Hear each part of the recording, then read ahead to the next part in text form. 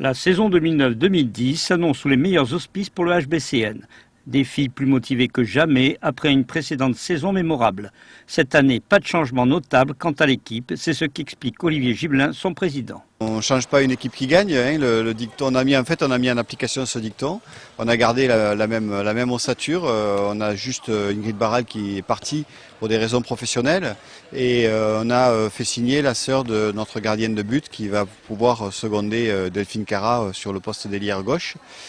Donc côté effectif, je dirais qu'on est dans la stabilité. On espère qu'effectivement, enfin on n'espère pas, on est certain que ces filles vont nous apporter les mêmes joies que l'an dernier. Affronter le championnat, c'est l'objectif du HBCN qui se prépare dans le calme et la sérénité. Je pense qu'on n'a pas l'intention de changer non plus notre façon d'aborder la compétition. On travaille sur la formation depuis quelques années. Notre objectif, c'est d'amener nos jeunes au plus haut niveau possible.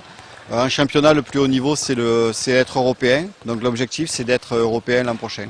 Quant à l'entraînement, il a repris avec le souci de ne pas se blesser et de s'économiser pour les matchs, après une période de repos entre les saisons, et permettre aussi le retour dans l'équipe des blessés. Dans la période de préparation, il y a toujours les petits bobos, les filles qui reprennent un entraînement costaud après une période où justement le corps a été laissé au repos, même s'il y a normalement une préparation sur les 15 derniers jours avant la reprise. C'est une période traditionnelle c'est le lot commun de tous les clubs, donc on ne va pas être inquiet pour le moment de notre infirmerie, sauf bien entendu que l'on enguille de récupérer Blandine Dansette et Julie Goyorani qui elles sont blessées plus sérieusement et qui ne reprendront la compétition que fin septembre, début octobre. Le premier rendez-vous officiel c'est le 5 septembre, non pas au Parnasse mais à Pablo Neruda, qu'on souhaite comble pour soutenir l'équipe qui affrontera celle de Dijon de niveau européen.